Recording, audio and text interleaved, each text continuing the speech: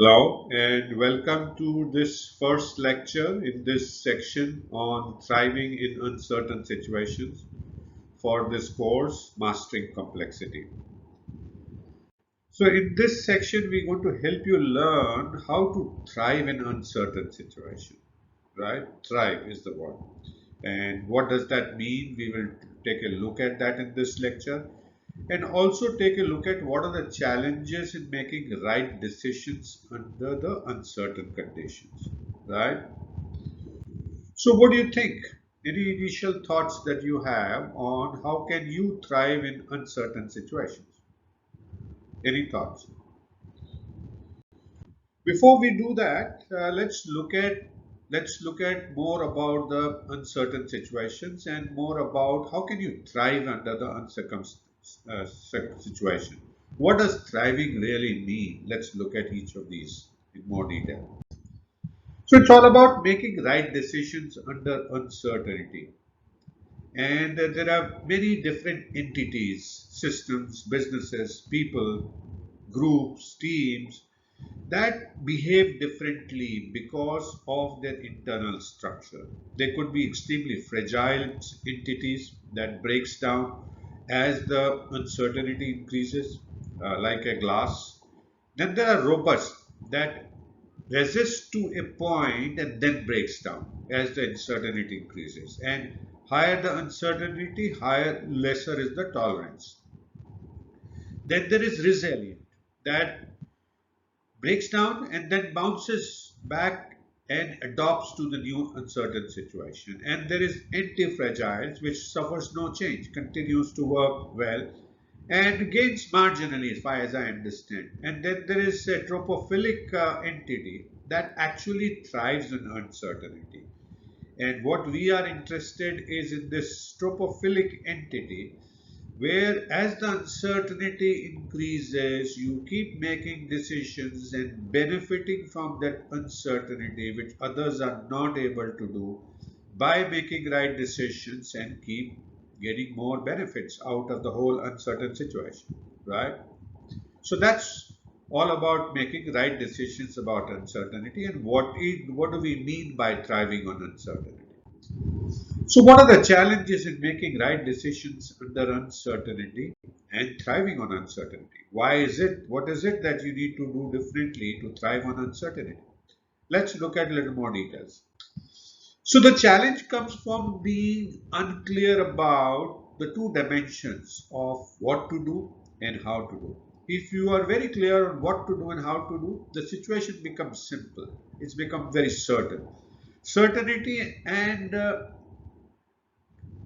simplicity or non-complexity are directly correlated. Not exactly one to one, but they are more correlated.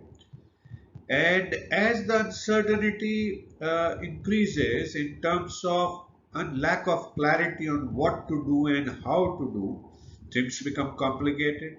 And we start entering, once they become enough complicated, we enter into complex range, and at an extreme end, they become completely chaotic. Now, we are not going to talk about how to manage in chaotic situations, but definitely in complex situations, in how to mastering that complex situation, we see that basically the uncertainty comes from, the challenges come from lack of clarity on what to do and how to do. Now, where does this change this way? What causes this lack of clarity on what to do and how to do? Let's look at it in more detail. This primarily comes from our partial knowledge or ignorance about the future event. Let's look at the top of this dome, right? So there are possible future events that is likely to happen. Uncertainty will arise from future, right? So in future there are possible events that can happen with known adverse outcomes. So things can go wrong, they can affect you negatively, and these events are possible. Now there are two things that can happen.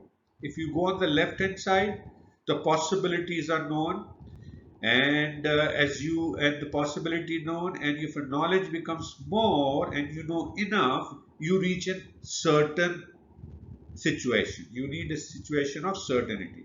You reach a situation of domain of certainty, And that's easy, that's simple for you to resolve. And that's not the focus of our discussion in this course. Now, even on the path of uncertainty, when you start closing to knowledge and you don't have enough knowledge, and either you accept that I know something and you don't want to know more, or you don't know more, you start getting into area of risk where you have a threat of, because of your lack of enough knowledge, you don't know what to do and how to do. And that's you start entering into field of uncertainty, and this you see in the bottom middle, right? The other part of the uncertainty comes from right hand side, from the of not knowing about the possibilities or probabilities of these events of occurrence. Now, that leads to ignorance. That could be because of ignorance. And if you accept ignorance, then you say, I need to know. But if you only need to know and you do not know, don't have enough knowledge, you are in a danger area. And that is again a field of uncertainty. Now, if you have closed the ignorance, if you're closing your eyes to the ignorance, like an ostrich burying the head in the sand, and you say, I don't want to know and I cannot know, then also it causes a danger through a nescience and Galileo effect.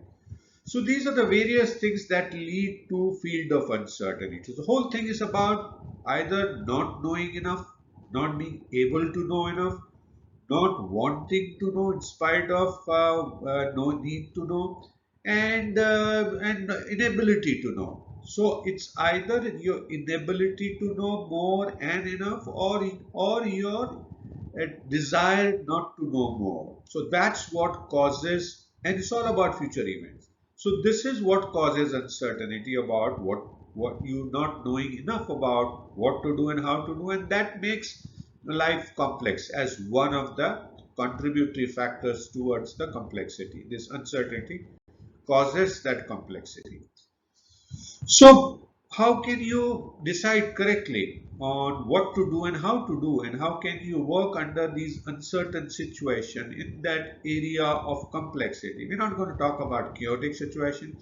To use when you become completely unclear and you have absolutely no idea, we're not going to talk about that. We are going to talk about somewhere in the 80 percentile area where you say, I don't know enough and I am not clear about what to do and I am not clear how to do. So in those situations, how can you decide correctly and make right decisions that can help you thrive? And that's what we're going to discuss in the next lecture. So thank you so much for watching this first lecture of on thriving in uncertain situations in this course on mastering complexity. I hope you're beginning to learn new things, beginning to enjoy, and I do look forward to see you again in the next lecture.